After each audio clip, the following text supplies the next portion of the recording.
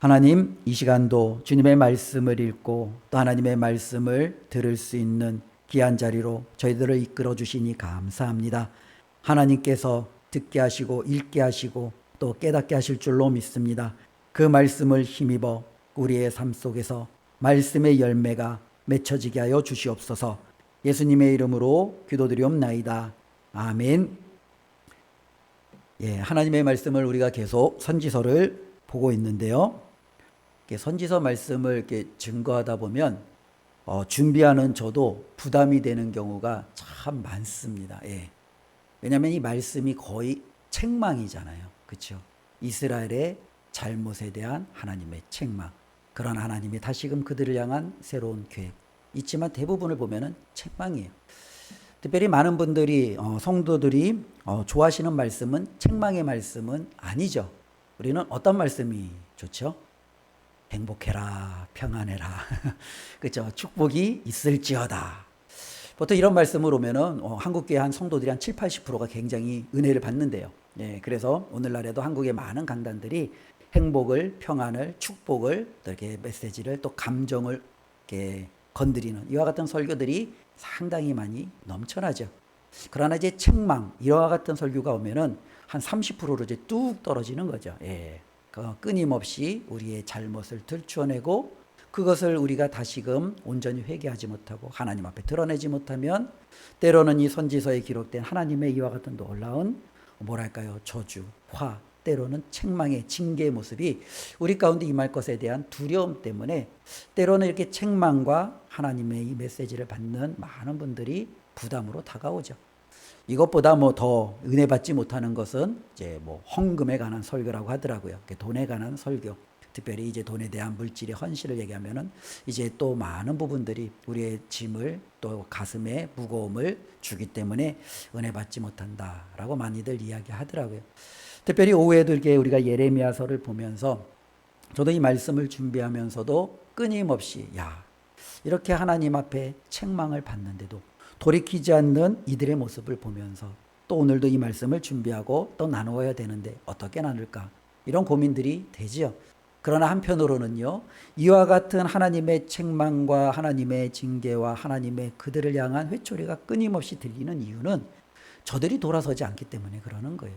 돌아서면 하나님이 한 번 말하고 다 끝나잖아요. 근데 돌아서지 않으니까 계속 말할 수밖에 없는 거예요. 하나님도 끈질기죠. 때로는 그 하나님의 끈질김에 맞서는 이스라엘도 끈질긴 거예요. 어떻게 해서든지 하나님의 손아귀에서 벗어나려고 하고 어떻게 해서든지 하나님의 손아귀에서 벗어나지 않고 그들을 온전히 회복시키려고 하는 하나님과 그분의 백성과의 어쩌면 이렇게 끊임없이 얽히고 얽히는 이와 같은 말씀을 바라보면 하나님의 마음을 또 하나님의 마음을 헤아리지 못하는 우리 자신을 다시 한번 말씀을 통해서 되돌아보았으면 좋겠습니다. 특별히 우리가 살다 보면은 하고 싶지 않은데 해야 될 일들이 많이 있잖아요. 남자들은 대체적으로 많은 직장 생활을 하고 오늘날에는 또 여성분들도 많은 직장 생활을 하잖아요. 직장 생활이 좋아서 하는 경우는 거의 없을 거예요. 그렇죠? 직장 생활을 해야 하니까 이제는 나름대로 그 월급을 타서 생계를 이루어갈 수 있으니까. 오늘날 젊은이들이 가장 꿈꾸는 미래 그들이 하고 싶은 게 뭐냐라고 하면은 우리 많이 들어봤잖아요. 젊은이들이 가장 하고 싶은 게 뭐냐면 건물주예요. 그렇죠. 왜 젊은이들은 건물주가 되고 싶을까요? 직장 생활 안 해도 되니까요. 건물 하나 있으면요. 그렇죠. 그들은 이 건물에서 나오는 세만 받아도 하고 싶은 걸 마음껏 할 수 있으니까요. 얼마 전에 그 기사 하나를 봤더니 가수 비하고 김태희하고 결혼을 해서 강남에 빌딩을 하나 샀어요. 근데 둘이서 이제 빌딩을 샀는데 한 900억짜리 빌딩을 샀나 봐요. 돈도 많아요. 그러니까 둘이 이제 반은 현금으로 반은 대출로 해서 900억 빌딩을 샀대요. 근데 이걸 팔려고 그랬는데 이 빌딩이 안 팔렸대요. 그리고 나서 이제 한참 시간이 지났어요. 지금 그 빌딩의 시세가 최소 1,400억이래요. 한 몇 년 만에 900억 주고 샀는데 지금 이제 그 빌딩이 최소 1,400억이래요. 건물주가 되고 싶어요? 안 되고 싶어요? 되고 싶겠죠. 어쩌면 많은 경우들이 우리가 정말로 하기 싫은 것을 우리의 삶 속에서 어쩔 수 없이 해야 될 경우들이 참 많아요. 직장도 그런 거고요. 때로는요, 집안일도 그렇죠. 빨래하랴, 설거지하랴, 청소기 돌리랴, 때로는 다림질하랴, 끊임없이 밥을 해드랴. 이 모든 것들이 어마어마하게 우리를 짓누르는 많은 일들이죠. 누군가가 밥을 차려주면 참 좋겠고, 집안일을 다 해주면 좋겠고, 그렇죠? 그러나 우리의 현실은 그렇지 않지 않습니까? 내가 움직이지 않으면 이 가정이 돌아가지 않으니까 어떻게 해서든지 움직여서 가정을 돌리는 우리들의 무수한 일들을 바라보게 되는 거죠. 어쩌면 교회도 마찬가지인 것 같아요. 교회에도 기쁨으로 이 교회의 사명을 잘 감당하는 분들이 있지만 때로는 어떤 경우에는요, 내가 안 하면 이 교회에 섬길 사람이 없으니까 정말로 그냥 어떤 그 힘을 그냥 다 짜내서 교회를 섬기는 분들도 있죠. 이처럼 우리 가운데는 하고 싶지는 않은데 내가 아니면 할 수 없기 때문에 해야 되는 이런 일들이 있죠. 어쩌면 이것이 참 아픔이 될 수 있죠. 힘듦이 될 수도 있죠. 그런데 오늘 본문에 보면 예레미야가 바로 그와 같은 상황에 있는 거예요. 예레미야가 선지자가 되고 싶지 않았어요. 그는 하나님께로부터 말씀을 받아서 이스라엘에게 가서 선포하고 싶지 않았어요. 그는 실질적으로 하나님이 그에게 맡겨주시는 그 어떠한 사역도 그는 정말로 두 손 들고 받아들이지 않았어요. 그는 하나님이 자신을 그냥 내버려 두기를 원했지요. 하나님이 자신에 대해서 선지자의 직분을 주기를 원치도 않았고 말씀을 주기도 원치도 않았어요. 그런데 하나님이 그 예레미야를 부르셨고 그 예레미야에게 선지자란 사역을 맡기셨고 말씀을 맡기셨고 그래서 그는 그 말씀을 정말로 전할 수밖에 없었어요. 그런데 문제는 예레미야가 하나님께로부터 받은 말씀을 가져다가 그가 선포하면 사람들이 너무너무 싫어하는 거예요. 정말 싫어하는 거죠. 저도 이제 그 사람인지라 앞에서 이렇게 말씀을 전하고 우리 성도님들이 말씀을 듣잖아요. 어떨 때는 이제 말씀을 듣고 전하고 우리 성도님들이 아멘으로 또 이제 기쁨으로 이 말씀을 잘 받아주면 전할 때도 흥이 나고 이제 기쁨으로 잘 전해요. 근데 어떨 때는 이렇게 말씀을 전하는데 갑자기 고개가 뚝뚝 떨어지는 분들이 있으면 말씀을 전하면서도 부담이 되는 거예요. 내가 지금 뭔가 말씀에 실수하나, 말씀이 너무 어렵나, 아니면 재미가 없나. 그러면서 굉장히 사람들의 반응을 저도 모르게 이제는 그걸 생각하게 되죠. 아무리 제가 목회자로서 오직 하나님의 말씀만을 전해야 된다라고 하지만 사람이기 때문에 끊임없이 성도들의 또 이 말씀을 듣는 분들의 때로는 그 반응을 무시할 수 없는 거예요. 그런데 이 예레미야는요, 하나님의 말씀을 전할 때마다 사람들이 칼을 갈기 시작하는 거예요. 예레미야를 죽이려고 그러는 거예요. 예레미야가 말씀만 전하기 시작하면 예레미야에게 손가락질하고 욕해대고 조롱하고 이 예레미야를 헐뜯고 정말로 무너뜨리는 거예요. 그가 하나님의 이 사역을 어떻게 감당하겠어요? 근데 하나님은 그한테 뭐라고 그래요? 하라는 거예요. 오늘 우리가 읽지 않았지만 19장 말씀을 보면 하나님께서 예레미야에게 하나 이제 항아리, 쉽게 얘기하면 이제 항아리를 하나 가지고 이스라엘에게 가라는 거예요. 그래서 이스라엘에게 간 거예요. 그리고 하나님께서 이스라엘 앞에서 그 항아리를 깨뜨리라는 거예요. 그가 땅에다가 던지면 그 항아리가 어떻게 돼요? 와장창하고 조각이 나겠죠? 하나님은 예레미야에게 말씀합니다. 이 항아리가 깨진 것처럼 내가 이스라엘 너희를 깨뜨리리라. 이 말씀을 선포하는 거예요. 누가 이 말씀을 좋아하겠어요? 누가 그 말씀을 받고 아멘하며 하나님 앞에 정말로 나아가겠어요? 사람들이 이를 갈기 시작하는 거죠. 정말로 이 예레미야는 말만 했다면 우리에게 저주하고 말만 했다면 우리에게 하나님의 화를 이야기하고 말만 했다면 우리가 포로로 끌려간다. 전쟁터에서 죽을 거다. 하나님의 말씀대로 살지 않는 우리에게는 악이 임할 것이다. 이렇게 말하는 이 예레미야의 그와 같은 많은 메시지를 들으며 사람들이 분노하기 시작하는 거예요.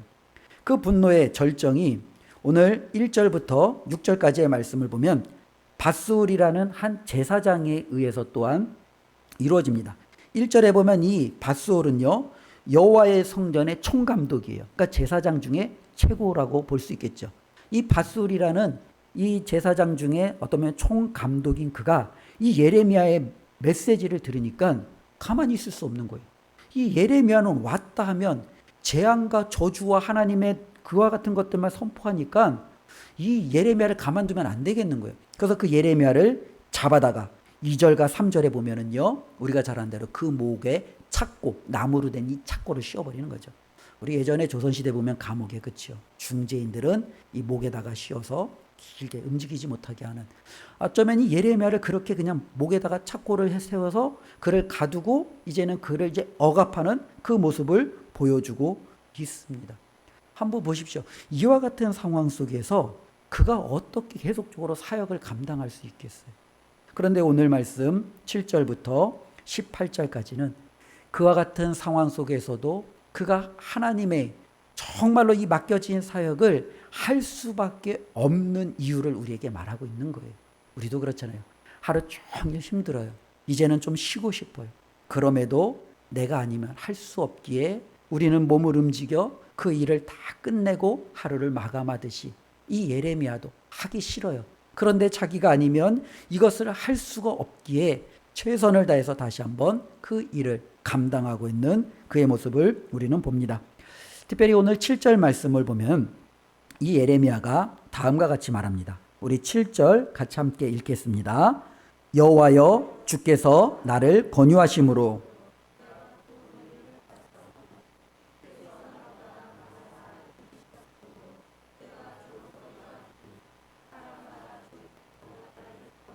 예, 7절 말씀에 보면 주께서 나를 권유하심으로, 그죠? 이 권유가 좀 고상한 표현으로 했죠. 권유라는 건 뭐예요? 우리가 약간 그 사람을 야 이렇게 해봐 하고 이렇게 좀 설득하는 과정이잖아요. 그런데 원래 좀 원문에 가까운 표현은 권유가 아니라 속이다예요. 그럼 다시 한번 보세요. 여호와여 주께서 나를 어떻게 했으니까요? 속이셨으므로 내가 주께 속았나이다. 이렇게 들어가는 거예요. 즉 예레미야는 자신의 사역을 하면서 하나님 앞에 지금 뭐예요? 속았다고 생각을 하는 거예요. 하나님이 나를 지금 속이신 거예요. 하나님이 속아서 내가 그 속임에 빠져서 계속적으로 뭐예요? 내가 이렇게 조롱거리가 됐습니다. 내가 이렇게 종일토록 사람들의 웃음거리가 됐습니다. 주님이 나를 이렇게 속이셔서 내가 이 자리에 와 있는 것 아닙니까? 하나님 앞에 그렇게 말하는 거죠.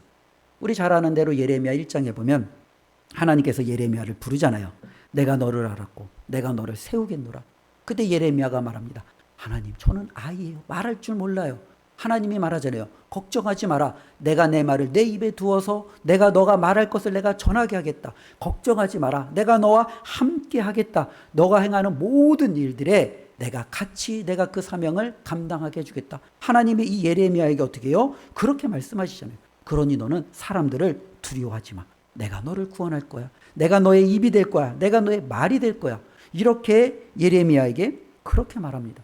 그러니까 예레미야는 하나님의 그 말씀 듣고 자신은 빼려고 했는데 선지자 안 되려고 했는데 어떻게 해서든지 하나님이 그를 세우는 것으로부터 빠지려고 했는데 하나님이 이렇게 달콤하게 예레미야를 속인 거죠.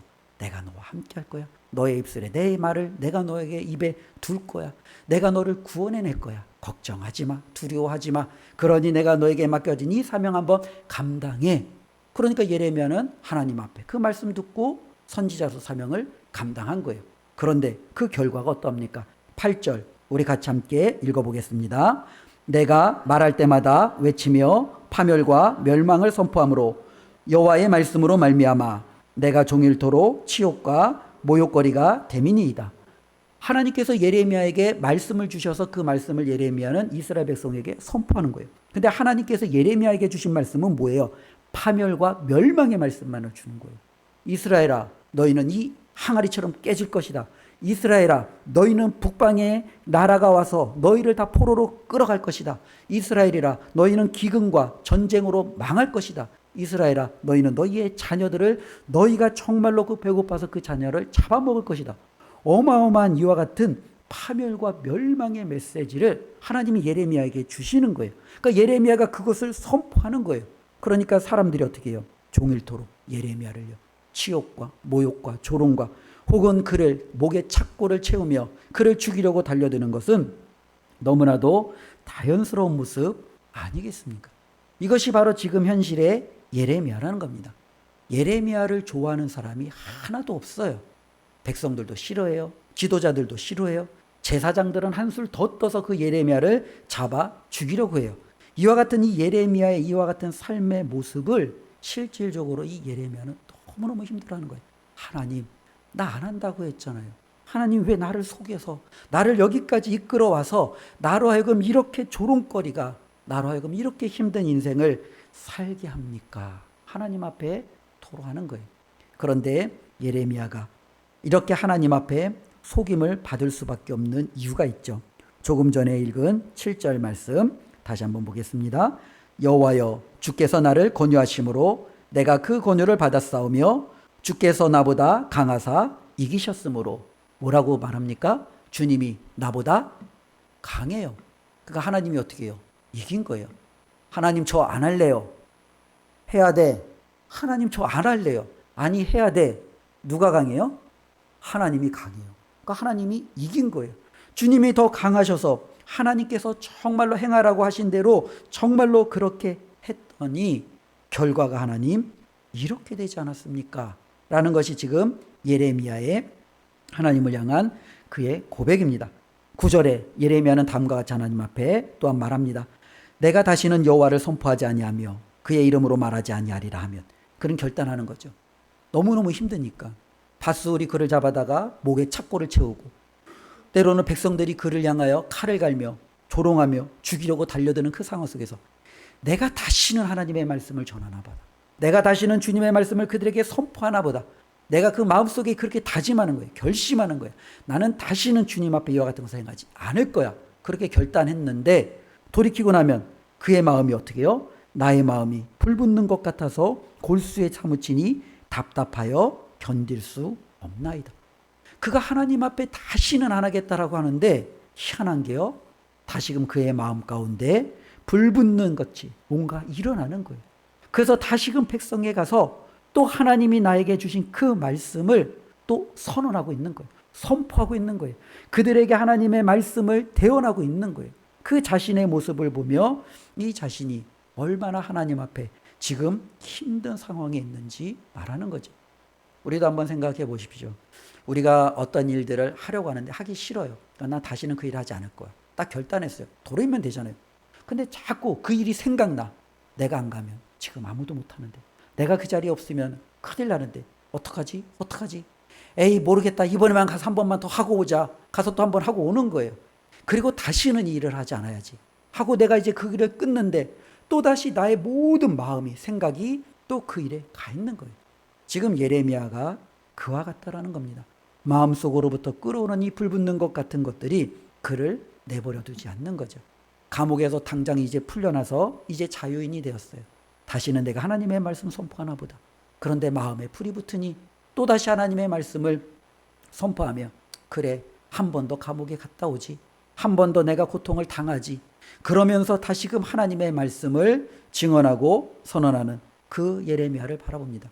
이 예레미야가 이렇게 될 수밖에 없는 이유가 무엇입니까? 바로 하나님이 크시기에, 하나님이 강하시기에, 하나님이 이기셨기에 정말로 이와 같다라는 것을 지금 예레미야는 하나님 앞에 고백하는 거예요. 하나님, 왜 나를 이렇게 가만 내버려 두지 않아서, 왜 하나님 나를 권유하고 나를 속이고 나를 이렇게 설득해서 하나님 내가 가지 않아도 되는데 왜 나에게 이와 같은 불붙는 마음을 주셔서 나로 하여금 이 힘든 이 일들을 감당하게 하십니까? 이것이 바로 예레미야의 하나님에 대한 고백입니다. 그러면서 예레미야가 14절부터 18절까지 자신의 삶에 대해서 어쩌면 저주하는 듯한 말씀을 우리에게 보여주고 있죠. 14절에 보면 내 생일이 저주를 받았다면 나의 어머니가 나를 낳던 날이 복이 없었다면 15절에 아버지가 자신이 출생했다라는 그 소식을 듣지 못했더라면 이와 같이 하면서 자신이 이 땅에 태어난 것을 저주하고 있는 거죠. 근데 이와 같은 저주의 말씀을 또 동일하게 행했던 한 인물이 있어요. 누구냐면 욥이에요. 욥이 자신의 생일을 저주해요. 욥이 너무너무 힘든 거예요. 자신은 하나님의 말씀대로 하나님의 뜻대로 살았는데 왜 나에게 이와 같은 고난이 오는지 그는 도무지 이해할 수가 없는 거예요. 왜 하나님이 나에게 이와 같은 아픔을, 내가 감당할 수 없는 이와 같은 현실을 정말로 나에게 허락하시는가? 차라리 내가 태어나지 않았더라면 이런 저주를 내가 받지 않았을 텐데 왜 하나님이 나에게 어머니의 태로부터 정말로 이 땅에 태어나는 생명을 주셔서 나로 하여금 이 고난을 보게 하시는가? 이게 욥의 절규였어요. 근데 지금 예레미야도 동일하게 그 절규를 하는 거예요. 차라리 자신이 태어나지 않았다라면 하나님이 나에게 오지도 않으셨을 것이고 하나님이 나를 속이지도 않으셨을 것이고 하나님이 나에게 불붙는 마음을 주지 않아 나도 정말로 그들에게 가서 이렇게 말도 안 되는 사역을 감당하지 않았을 텐데 하나님이 왜 나로 하여금 이 땅에 태어나게 하셔서 나로 하여금 이 고난을 보게 하는가? 이게 바로 예레미야의 절규죠. 그러면서 우리가 한번 생각해 볼 것은 이것입니다. 분명히 예레미야는 자신의 모든 상황을 다 알았어요. 그럼에도 불구하고 그는 하나님 앞에 그의 사명을 멈추기보다는 그냥 그 사명을 감당하는 것으로 그는 나아가는 그의 선택을 우리는 볼 수 있습니다. 그 이유가 뭐냐면 바로 예레미야는요, 하나님이 어떠한 분이신지를 너무나도 분명히 알았기 때문에 그렇습니다. 하나님이 어떤 분인지 알았기 때문에 그는 하나님 앞에 자신의 모든 것들을 다 고백하지만 결국에는 자신이 할 수밖에 없다라는 것을 그는 인정할 수밖에 없어요. 우리 11절 말씀 함께 읽겠습니다. 그러하오나 여호와는 두려운 용사 같으시며 나와 함께 하심으로 나를 박해하는 자들이 넘어지고 이기지 못할 것이오며 그들은 지혜롭게 행하지 못함으로 큰 치욕을 당하오리니 그 치욕은 길이 있지 못할 것이니이다. 예레미야는 하나님이 어떤 분이신지 너무나도 잘 알고 있어요. 11절에 보니까 그가 아는 하나님은 두 가지를 먼저 고백하고 있습니다. 하나는요, 이 여호와는 힘센 두려운 용사 같으신 분이에요. 그러니 당연히 그 힘센 용사 같으신 하나님을 자신은 이길 수 없다라는 사실을, 또 한편으로는 그 하나님이 나를 도우시면 나를 당해낼 자가 없다라는 그 사실을 이 예레미야는 알고 있었어요. 두 번째로는요, 그 용사와 같으신 그 하나님이 나와 지금 어떻게 해요? 함께하고 있다라는 거예요. 그 하나님이 지금 나와 함께하고 있다라는 것을 알고 있어요. 또한 12절에 보면은요, 의인을 시험하사 그 패부와 심장을 보시는 만군의 여호와여. 즉 하나님은 지금 나의 모든 것들을 알고 보고 계신다라는 것을 알고 있어요. 그러니 예레미야는요, 어떻게 합니까? 지금 자신이 할 수 있는 것은 하나님 앞에 이 모든 것을 거부하고 돌아서는 게 아니라 이미 그 힘센 용사와 같으신 하나님, 나와 함께 하시는 하나님, 나의 모든 것을 아시는 그 하나님 앞에 그냥 차라리 맡겨버리는 거예요. 그냥 하나님 앞에 그냥 맡겨버리는 거예요. 그러면서 이런 거죠. 하나님 앞에 받은 말씀을 가지고 선포해요. 사람들이 조롱하고 핍박해요. 그만두자. 이제 다시는 하나님의 말씀을 전하지 말자. 마음에 불이 붙어요. 하나님이 나를 다시금 움직여요. 그래, 그냥 차라리 선포해버리고 말자. 차라리 고난과 조롱을 당하고 말자.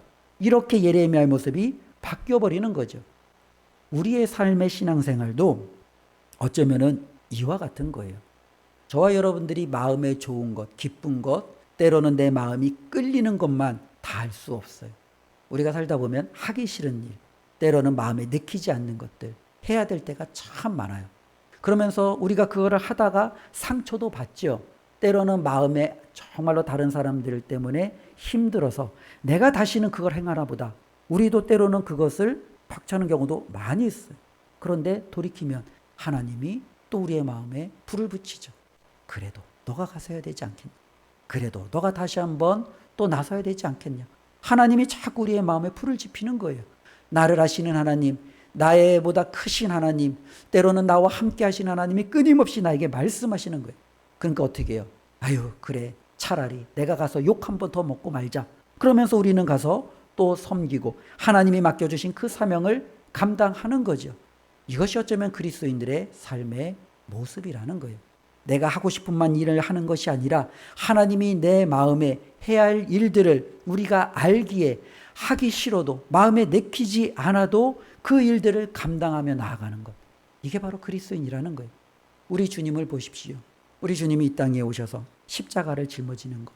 그 무엇보다도 우리 주님이 기뻐서 십자가를 짊어지려고 오신 게 아니에요. 우리 주님이 가장 하기 싫은 것 중에 하나가 뭐냐면 십자가를 짊어지는 거예요. 우리 주님은 그래서 십자가를 앞에 두고 하나님 앞에 기도하잖아요. 하나님, 가능하다면 이 잔을 내게서 옮겨주소서. 이 십자가를 지지 않을 수만 있다면 지지 않고자 하는 것이 우리 주님의 솔직한 마음이죠. 그러나 우리 예수님도 결국에는 예레미야처럼 하나님 앞에 항복하는 거죠. 그러나 하나님, 내 뜻이 아니라 하나님의 뜻이 정 그러시다면 주의 뜻대로 이루어 주시기를 원합니다. 하나님 앞에 나아가며 하나님의 말씀대로 순종하는 그 모습을 보여주고 있는 거죠. 우리 영광교회 모든 성도님들이 바로 오늘 예레미야를 보면서 또 예레미야와 같이 우리에게 온전한 본이 되신 예수 그리스도의 삶을 보면서 우리의 믿음 생활이 어떠해야 되는지 다시 한번 고민하고 되돌아보았으면 좋겠습니다. 그렇습니다. 우리는 하고 싶은 모든 일들을 행하면서 살아가는 사람이 아니에요. 때로는 하기 싫어도, 때로는 하나님이 그것을 원하신다면 우리의 몸과 마음을 다시 한번 일으켜 하나님의 뜻대로 그 모든 것을 가지고 나아가는 그와 같은 믿음이 우리 가운데 필요할 줄로 믿습니다. 그러면 우리가 그런 생각이 들잖아요. 하나님, 저 정말로 하기 싫은 일 이렇게 하다가 하나님 화병 나서 쓰러질 것 같아요. 그렇죠? 하기 싫은 일 하는데 자꾸 시키면 하나님 저 화병 나서 쓰러질 것 같아요. 예레미야도 쓰러지기 직전이에요. 우리가 화병 나기 직전까지 가면 안 되잖아요. 쓰러지면 안 되잖아요. 어떻게 해야 돼요? 여러분들 스트레스를 푸는 가장 그 좋은 방법 중에 하나가 뭔지 아세요? 내 안에 있는 모든 것을 다른 누군가에게 막 쏟아붓는 거예요. 그러면 뭐예요? 아, 시원하다. 이제 살 것 같다. 이제 그런 마음들이 들잖아요. 그렇죠? 그리스도인들도요, 자신이 이 땅에서 살면서 갖는 모든 스트레스, 어려움이 있잖아요. 아픔이 있잖아요. 말 못한 고민이 있잖아요. 이거를 내가 어떻게 다 감당해요? 감당 못해요. 우리도 그것을 누군가에게 쏟아붓고 퍼붓지 않으면 우리 마음이 화병에 말미암아 정말 쓰러질 수 있죠. 무너질 수 있죠. 예레미야도 그럴 수 있어요. 그런데 하나님은요, 그 모든 것을 누구에게 쏟아놓으라는 거예요? 나한테 쏟아놓으라는 거예요. 사람들에게 가지 말고 나한테 쏟아. 그래서 지금 예레미야는 하나님 앞에 지금 다 퍼붓는 거예요. 하나님, 왜 나를 속이셔서 이렇게 만드셨습니까? 하나님이 왜 나를 정말로 나보다 강하셔서 나를 여기까지 이끌어 주셨습니까? 하나님, 저를 차라리 태어나지 말게 하시지 말입니까? 왜 나를 태어나게 하셔서 하나님이 이러한 고난을 받게 하십니까? 하나님 앞에 다 쏟아놓는 거예요. 이 모든 기도를 쏟아놓고 예레미야는요, 다시 한번 하나님 앞에 자기 자신을 추스리는 거죠. 하나님의 말씀을 듣는 거죠. 하나님, 제가 정말로 다시 한번 하나님 앞에 주께서 맡겨주신 사명 감당하겠습니다. 하나님 앞에 다시 한번 나아가는 거예요. 우리 영광의 성도님들도 이 땅을 살다가 힘들고 어려운 일이 있을 때 이 예레미야처럼 하나님, 우리 아버지에게 가서 다 쏟아놓기를 원합니다. 하나님 앞에 나의 모든 가슴 깊은 묵과까지 아픔까지 하나님 앞에 다 고백하는 거예요. 그리고 다시 일어나는 거예요. 다시 하나님의 말씀 듣는 거예요. 다시금 새 힘을 우리가 얻는 거예요. 그래서 하나님이 저와 여러분들에게 맡겨주신 모든 사명을 넉넉히 감당하시는 우리 성도님들이 되시기를 주님의 이름으로 축원드립니다. 기도하겠습니다. 하나님 감사합니다. 오늘도 하나님의 말씀을 들었습니다. 예레미야가 자신이 얼마나 힘든지 아픈지 그가 하나님 앞에 나아가 목 놓아 부르짖는 그 모습을 보았습니다. 하나님, 우리도 하나님이 얼마나 힘들고 아픈지 답답한지 우리의 모든 사정을 아시는 줄로 믿습니다. 하나님, 그것을 내 가슴 속에 쌓아두고 아버지 하나님 정말로 스스로 해결하려고 발버둥 치는 것이 아니라 예레미야처럼 하나님 앞에 가지고 나아가 다 쏟아놓는 믿음 주시옵소서. 그리하여 하나님, 내 안에 정말로 삶의 주인이 내가 아닌 하나님이 되셔서 하나님이 이끄시는 대로 순종할 수 있는 믿음의 자리에까지 나아가도록 주여 도와 주시옵소서. 예수님의 이름으로 기도드리옵나이다. 아멘.